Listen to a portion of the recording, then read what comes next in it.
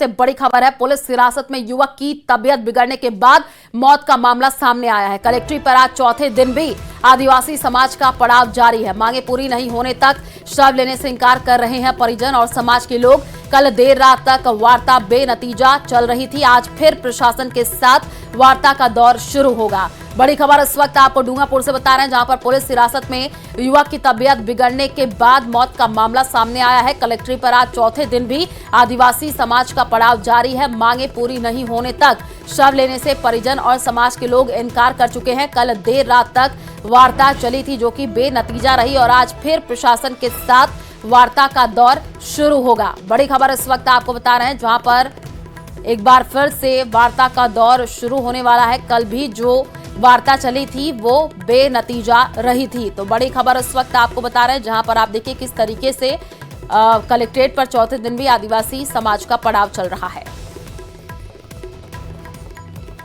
दिलीप भाई आहारी की जो बहुत बड़ा हादसा हुआ और जो पुलिस कस्टडी में उनकी पिटाई के पुलिस के हाथों से जो मृत्यु हो गई, कल की न्यूज आई। इसके बाद भी कुछ परिजन और समाज की तरफ से जो डिमांड थी, उस डिमांड को कहीं न कहीं सरकार मान नहीं रही है, ऐसा है। और कहीं न कहीं अभी रात को भी हम लगातार 6 से 7 घंटे कई बार हमने एसपी, कलेक्टर साहब और जो सरकार की तरफ से जो मंत्री आए थे उनसे भी वार्तालाप करी, लेकिन कहीं कहीं सहमति नहीं बनी है। तो अभी भी धरना जारी है और आगे अभी भी हम भी प्लानिंग कर रहे हैं और आगे और वार्तालाप जारी है। और ज्यादा जानकारी के लिए संवाददाता जैश हमारे साथ जुड़ चुके हैं। जैश, कल भी देर रात तक वार्ता चली थी, बेनतीजा रही। अभी क्या जानकारी है पूरे मामले को लेकर? देखिए, दोवड़ा थाना पुलिस की हिरासत में जो डूंगरपुर जिले के देव सोमनाथ निवासी दिलीप आहारी था, उसकी हिरासत में तबीयत बिगड़ी थी। उसके बाद उसको अस्पताल में भर्ती कराया गया था, जहां पर कल उसकी उदयपुर के अस्पताल में मौत हो गई। उसके बाद से आदिवासी समाज काफी आक्रोशित है। आदिवासी समाज और जो परिजन है वो प्रशासन से 1 करोड़ की मुआवजा राशि और जो जिन पुलिसकर्मियों पर मारपीट के आरोप लगाए हैं उन पुलिसकर्मियों को बर्खास्त या सस्पेंड करने की मांग कर रहे हैं। इस पूरे मामले में कल देर रात तक वार्ता का दौर चला था, लेकिन ज्यादातर मांगों पर सहमति बन गई है, लेकिन मुआवजा राशि पर सहमति नहीं बन पा रही है। रात करीब 3:30 बजे तक कलेक्टर अंकित कुमार और एसपी मनीष कुमार के साथ में इनकी जो प्रशासन, इनके जो परिजनों को और प्रतिनिधियों की वार्ता चली, लेकिन बेनतीजा रही। वहीं अभी की ताजा बात करें तो एक बार फिर जो है बातचीत का दौर शुरू हो चुका है। एडिशनल एसपी अशोक कुमार और अतिरिक्त जिला कलेक्टर दिनेश चंद्र धाकड़ के साथ में जो आदिवासी समाज के प्रतिनिधि है, भारत आदिवासी पार्टी से विधायक उमेश डामोर और उनके जो परिजन है, उनकी वार्ता का दौर एक बार फिर शुरू हो चुका है। कलेक्ट्रेट के सभागार में इनकी बंद कमरे में वार्ता चल रही है।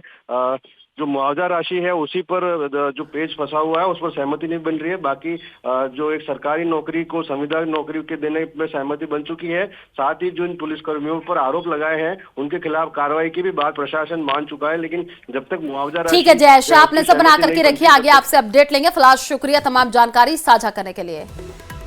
और प्रदेश भर में खांसी के सिरप को लेकर के मचे बवाल के बीच इसे बनाने वाली फर्म को लेकर के बड़ी खबर सामने आई है।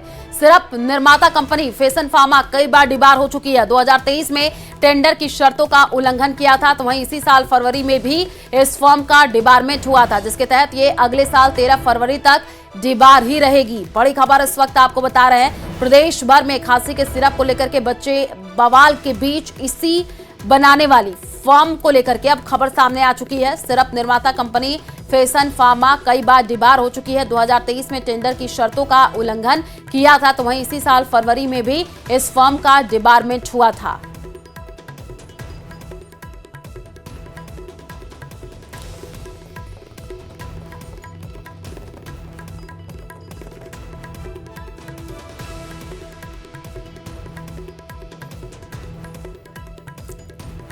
तो बड़ी खबर इस वक्त आपको बता रहे हैं, प्रदेश भर में खांसी के सिरप को लेकर के मचे बवाल के बीच इसे बनाने वाली फर्म को लेकर के अब बड़ी खबर सामने आ चुकी है, जिसमें सिरप निर्माता कंपनी फेसन फार्मा कई बार डिबार भी हो चुकी है। 2023 में टेंडर की शर्तों का उल्लंघन किया था, तो वहीं इसी साल फरवरी में भी इस फर्म का डिबारमेंट हुआ था, जिसके तहत ये अगले साल 13 फरवरी तक डीबार ही रहेगी। बड़ी खबर इस वक्त आपको बता रहे हैं। और जैसे कि हमने देखा कि किस तरीके से पूरा मामला तूल पकड़ता हुआ चला गया और अब जानकारी ये मिल रही है कि सिरप निर्माता कंपनी फेसन फार्मा कई बार डीबार हो चुकी है। 2023 में टेंडर की शर्तों का उल्लंघन किया था, तो वहीं इसी साल फरवरी में भी इस फर्म का डिबारमेंट हुआ था, जिसके तहत ये अगले साल 13 फरवरी तक डिबार ही रहेगी। बड़ी खबर, प्रदेश भर में खांसी के सिरप को लेकर के बवाल मचा हुआ है और इसको बनाने वाली फर्म को लेकर के बड़ी खबर सामने आ रही है। ज्यादा जानकारी के लिए संवाददाता आसिफ हमारे साथ लाइव जुड़े हैं।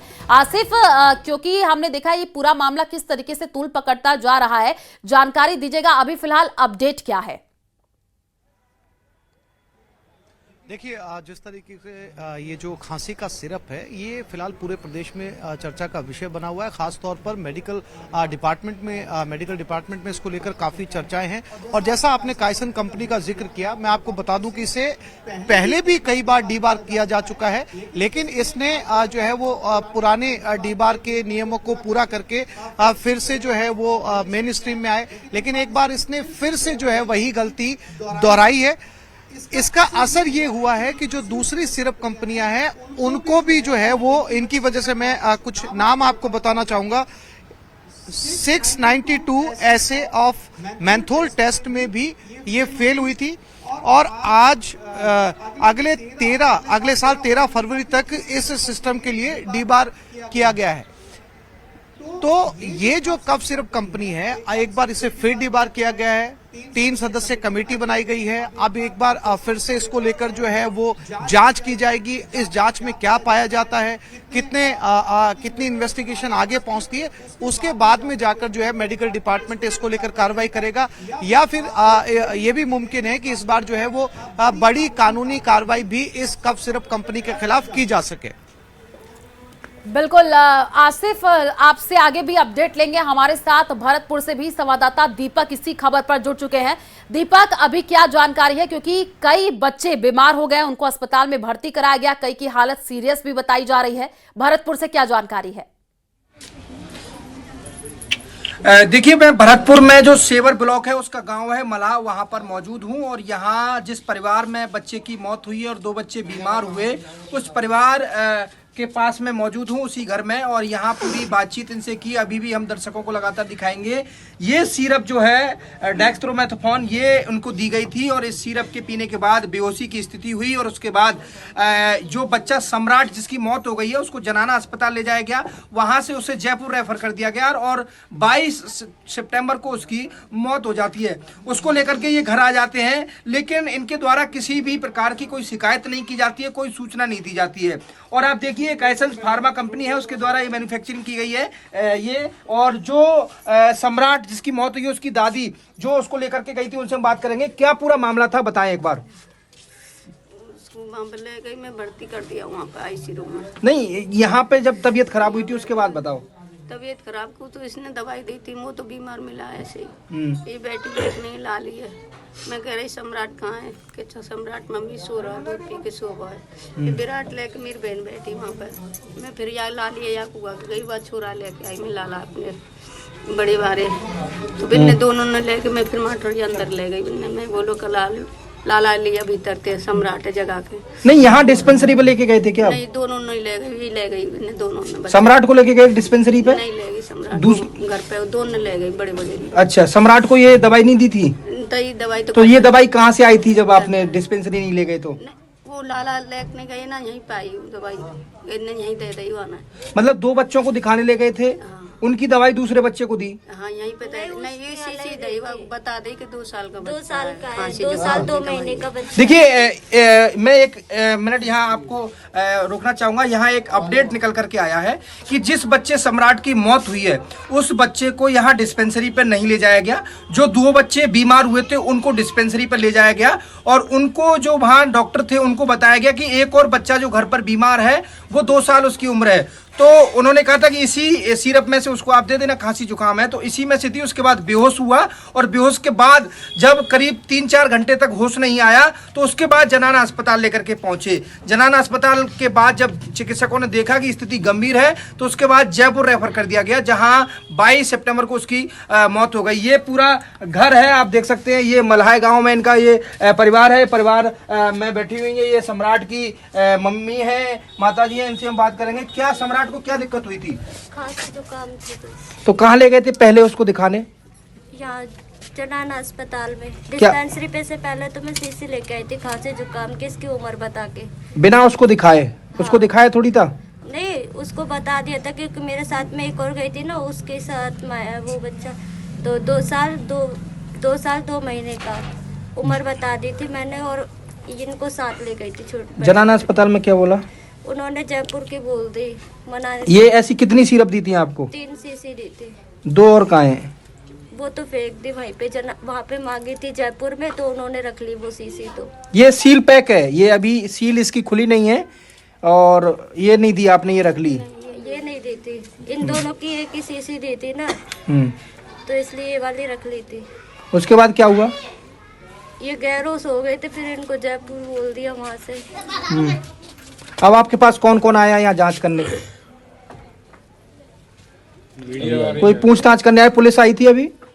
नहीं तो ये पुलिस आ रही है। हाँ, देखिए सेवर थाने की जो पुलिस है वो यहाँ पर पहुंची थी और इनसे पूरी जो जानकारी है वो जुटाई गई है। और इस पूरे मामले में जो सीएमएचओ हैं डॉक्टर गौरव कपूर, उनसे हमारी बात हुई तो उनका कहना है कि जो फैक्चुअल रिपोर्ट है बीसीएमओ सेवर से वो मंगाई गई है। हाँ। उसके आधार पर जो आगे की कार्रवाई है वो की जाएगी। फिलहाल इस पूरे मामले में जो भी स्टेटमेंट कई लोगों के लिए गए हैं और इस दवाई पर बैन लगा दिया गया है, अब ये दवाई वितरण नहीं की जाएगी। लेकिन सबसे बड़ा सवाल चिकित्सा विभाग के सामने ये है कि पिछले 10 से 15 दिनों में जब ये बीमारी लगातार सामने आई, खांसी की सिरप जहर बन गई, जहरी कहा जा सकता है, ऐसे बच्चों को बीमार कर रही है तो जहरी है। तो ये किन किन को बांटी गई थी, किस किस के पास ये पहुंची, उसको पहचान करना, आइडेंटिफाई करना बड़ा मुश्किल है चिकित्सा विभाग के सामने। क्योंकि कई डिस्पेंसरी तो ऐसी हैं जहां पर लोग जाते हैं और नाम लिख करके बता देते हैं कि हमारे बच्चे को ये शिकायत है, तो वहां से इस तरह की सीसी लेकर के आ जाते हैं और फिर उनको देते हैं। तो ऐसी कई जगह साबित हो भी रही है। आप लगातार प्रतिक्रिया ले रहे हैं, परिवार में कुछ और लोग भी मौजूद है, जरा उनसे भी बातचीत कीजिएगा, क्या कह रहे हैं? देखिए बिल्कुल परिवार में और लोग मौजूद हैं, उनसे भी हम बात करने करेंगे। ये जो विराट है, विराट की माँ भी हमारे साथ मौजूद है। आप क्या दिक्कत हुई थी बच्चे को? ये नहीं है यहाँ पे, मैं आती नहीं यहाँ पे, मैं सब मेरे साथ रहता लड़का, यहीं पे मेरे यहाँ पे नहीं थी। आप यहाँ पे नहीं थे? और लोग हैं यहाँ पर, इनसे बात करें। क्या पूरा मामला था बताओ? मैं भी नहीं था। आप भी नहीं थे यहाँ पे? तो और कौन था यहाँ पर जब बच्चे बीमार हुए थे? यही तो दोनों बस यहाँ पर जब थी उस वक्त जब बच्चे की तबीयत खराब हुई। ये जयपुर कौन कौन गया था सम्राट को लेकर के? जयपुर में गई थी और ये गई थी और मेरा छोटा लड़का। अच्छा, जनाना अस्पताल में जब आप लेकर के पहुंचे तो वहाँ से कोई पर्चा वगैरह आपको दिया गया था? मैं लेके पहुंची पहले जनाना में, फिर बाद में लेके पहुंची दोनों बच्चन ने, तो मैंने देखभाल करी थी, बोतल भी लगा दी, सब कुछ। फिर मैंने कही सीसी का फोटो मंगाओ, फिर फोटो मोबाइल में फोटो खींचा, सीसी को फोटो मंगायो मैंने मोबाइल पे। जब उन्होंने फिर कही इसके सम्राट के आराम नहीं लगा, जयपुर को भेजो। जयपुर भेजो। जयपुर में क्या हुआ? जयपुर में कहा फिर पहले तो ऊपर वहाँ पे भर्ती करा, फिर वहाँ में आईसी में नीचे भर्ती करा। फिर उसकी कितने दिन बाद? 4-5 दिन है। 4 दिन बाद मौत हो गई उसकी। तो उसको लेकर के आए आप? हाँ, 18 को ले गए, 22 को लेकर आ गए। फिर किसी को सूचना दी आपने? नहीं साहब, हमने तो बच्चा पे हमारे से कोई पेश नहीं पड़ी। हमारे तीनों बच्चा बीमार ज्यादा है गए तो हमारी कोई भी नहीं करी हमने। किसी को सूचना दी? नहीं, हम तो तीनों ये वैसे घबरा गए। हम तो बच्चा की तरफ बच्चा ने देखे साहब। हम डिस्पेंसरी के जो लोग हैं, डॉक्टर और जो कंपाउंडर, उन्होंने आपसे कोई संपर्क करने की कोशिश की? नहीं की, कोई संपर्क करने की कोई कोशिश? नहीं आया। अच्छा, डिस्पेंसरी पे जब आप गए थे लेकर के तो किसने दवाई दी थी आपको? डॉक्टर ने, कंपाउंडर ने, किसने दी थी? वहाँ पे एक लेडीज बैठी थी लड़की, तो उसे ने दवाई दी थी। लेडीज बैठी थी? कौन थी वो? डॉक्टर थी, एएनएम थी, नर्स थी, कौन थी? अब ऐसे मुझे नहीं पता। ऐसे नहीं पता है। तो मैडम है क्या? टीका लगाने वाली टीका लगाने वाली मैडम ने दवाई दी थी? डॉक्टर नहीं था वहाँ पे? डॉक्टर नहीं डॉक्टर है। नहीं डॉक्टर नहीं वो लड़की अच्छा थी अच्छा आगे। हाँ लड़की बैठी थी वहाँ पे। उसने दी थी दवाई। हाँ हाँ, क्या बताया था उसने बच्चों को? मैंने खांसी की सिरप मांगी थी, मैं कि ये बच्चे हैं, ये दोनों तो मैंने दिखा दिए थे, उसकी उम्र बता दी थी मैंने। खांसी की सिरप आपने मांगी थी कि उन्होंने देख करके दी थी? नहीं दही उन्हें दे के 2 बच्चा को तो खांसी की सिरप आपने मांगी थी कि उन्होंने बच्चों को देख करके दी थी? क्या परेशानी है? नहीं देखा था मैंने, खांसी की सिरप मांगी थी। आपने मांगी थी खांसी की सिरप? हाँ, मांगी नहीं, वो उन्होंने देखा नहीं था इनको। उन्होंने नहीं देखा था? नहीं मतलब आपने जो कहा बताया उसके आधार पर दवाई दे दी? बच्चों को नहीं देखा? नहीं देखा। अच्छा, देखिए ये भी अपने आप में एक बड़ा सवाल है कि बच्चों को अस्पताल ले जा रहे हैं, डॉक्टर बच्चों को नहीं देख रहे हैं, माता पिता से पूछ रहे हैं कि क्या परेशानी है और उसके बाद में देख करके दवाएं दे रहे हैं, जबकि बच्चों को साथ में ले जा रहे हैं। तो चिकित्सक की जिम्मेदारी बनती है कि वो बच्चे की पूरी जांच करे और उसको देखे कि इसको क्या परेशानी है और उसके आधार पर टेस्ट करके चेकिंग करके पूरी, और उसके आधार पर बिल्कुल उसके दीपक, कई बाद बड़े जो है खुलासे भी हो रहे हैं। जिस तरीके से प्रतिक्रियाएं परिजनों की निकल करके सामने आ रही है, ये पूरा मामला जांच का विषय भी है। आपका रुख करेंगे, हमारे साथ आसिफ लाइव जुड़े हुए, वो भी लगातार जानकारी दे रहा है। आसिफ, इस पूरे मामले को लेकर के अब एक जांच कमेटी भी गठित कर दी गई है जो इस पूरे मामले की जांच रिपोर्ट सौंपेगी। अभी अपडेट दीजिएगा, कहां तक कार्रवाई पहुंची है, क्या जानकारी है? देखिए आयुषी, ये जो कायसन फार्मा है ये पहले भी लगातार अनियमितताएं दिखा चुकी हैं। कई बार इसके ऊपर एक्शन हो चुका है, एक बार फिर से एक्शन हुआ है। इसी कंपनी की ये दवाइयां हैं जिससे बच्चे लगातार बीमार हो रहे हैं। और जैसा कि हमारे भरतपुर के साथी दीपक ने बताया कि ये दवाई नहीं बल्कि बच्चों के लिए जहर बन चुकी है। अब सबसे बड़ा सवाल ये है कि भले ही 3 सदस्यीय कमेटी बना दी गई हो, जांच शुरू हो गई हो, जांच के नतीजे उम्मीद की जा रही है, जैसा कि माहौल बना है जल्द इसके नतीजे आएंगे। लेकिन उससे भी बड़ा सवाल इस वक्त ये है कि बार बार इस कायसन फार्मा कंपनी को मौका क्यों दिया जा रहा है? क्या वजह है कि बार बार डी बार होने वाली कंपनी को फिर से दवाई बनाने की अनुमति दी जा रही है?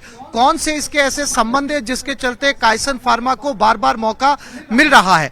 हालांकि फिलहाल इसकी दवाइयों पर रोक लगा दी गई है और इसकी वजह से जो साइड इफेक्ट हुए हैं वो ये हुए हैं कि कुछ और सिरप कंपनियां हैं उनके ऊपर भी इसको लेकर गाज गिर सकती है। फिलहाल उनके नाम जो है वो सामने नहीं आए हैं, लेकिन आने वाले कुछ दिनों के अंदर अगर माना जाए 1 सप्ताह के अंदर अंदर जो है वो बड़ा एक्शन इनके ऊपर लिया जा सकता है। लेकिन इस बार जो है वो प्रशासन को बहुत सतर्क रहना होगा, बहुत सोचना होगा कि जो कंपनी लगातार डी बार हो चुकी है उसने एक बार फिर से वही दोहराया जो अतीत में दोहराया था। बिल्कुल आसिफ, ये कंपनी कई बार डिबार हो गई, उसके बाद भी इस तरीके से ये मामले निकल करके सामने आए। अब ये पूरा विषय जांच का है क्योंकि ये सिर्फ जानलेवा साबित हो रही है। कई बच्चों की तबियत बिगड़ चुकी है, एक बच्चे की मौत की जानकारी है। अभी भरतपुर से भी संवाददाता परिजनों से बातचीत कर रहे थे, उनका यही कहना है कि इस पूरे मामले में कार्रवाई होनी चाहिए। आप नजर बना करके रखिए, आगे आपसे अपडेट लेंगे। फिलहाल दोनों का बहुत बहुत शुक्रिया हमारे साथ जुड़ने के लिए। अंता विधानसभा उपचुनाव से जुड़ी हुई बड़ी खबर आपको दे दे, निर्वाचन आयोग ने तैयारियां शुरू कर दी है। जिला निर्वाचन अधिकारी रोहिताश्व सिंह तोमर ने अंतिम मतदाता सूची जारी की है। विधानसभा में कुल 2,27,563 मतदाता है, जिनमें से 1,16,405 पुरुष मतदाता एवं 1,11,154 महिला मतदाता शामिल है। 4 वोटर थर्ड जेंडर भी मतदाता शामिल है। राजनीतिक दलों के प्रतिनिधियों को मतदाता सूची की सॉफ्ट कॉपी उपलब्ध कराई गई है। तो बड़ी खबर इस वक्त आपको बता रहे हैं अंता विधानसभा उपचुनाव से जुड़ी हुई, जहां पर निर्वाचन आयोग ने तैयारियां शुरू कर दी हैं। जिला निर्वाचन अधिकारी रोहिताश्व सिंह तोमर ने अंतिम मतदाता सूची जारी कर दी है। हनुमानगढ़ से बड़ी खबर है, पीलीबंगा में ट्रैक्टर शोरूम में चोरी की वारदात सामने आई है। शोरूम से नया ट्रैक्टर बेखौफ चोर उड़ा करके ले गए। बाइक पर आए 2 बदमाशों ने अंजाम दिया है। चोरी की पूरी घटना सीसीटीवी में कैद हो गई है। तस्वीरें आपको दिखा रहे हैं, शटर तोड़ करके शोरूम से ट्रैक्टर लेकर के गए हैं। बड़ी जानकारी इस वक्त हनुमानगढ़ से, जहां पर पीलीबंगा में ट्रैक्टर शोरूम में चोरी की घटना सामने आई है। शोरूम से नया ट्रैक्टर बेखौफ चोर उड़ा करके लेकर के गए हैं। बाइक पर आए 2 बदमाशों ने इस घटना को अंजाम दिया है। चोरी की पूरी घटना सीसीटीवी में कैद हो गई है। आप देखिए किस तरीके से शटर तोड़ करके शोरूम से नया ट्रैक्टर चोरी किया गया है। तो चोरी की ये पूरी घटना सीसीटीवी में कैद हो गई है। तस्वीर आपको दिखा रहे हैं।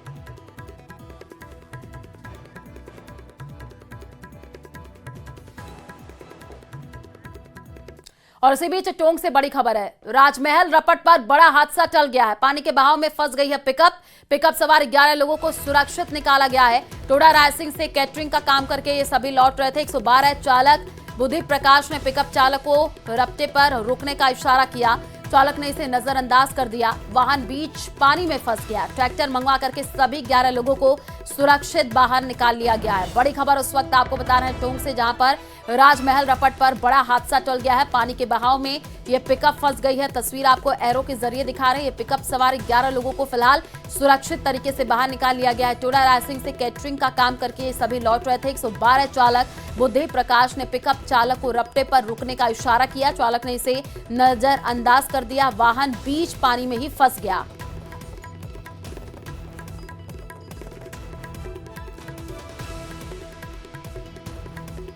तो टोंक की ये तस्वीर है। आप देखिए किस तरीके से पानी के बहाव में एक पिकअप आ गई है। पिकअप सवार 11 लोगों को सुरक्षित बाहर निकाल लिया गया। एरो के जरिए आपको तस्वीरें दिखा रहे हैं। टोडा रायसिंह से कैटरिंग का काम करके ये सभी लौट रहे थे।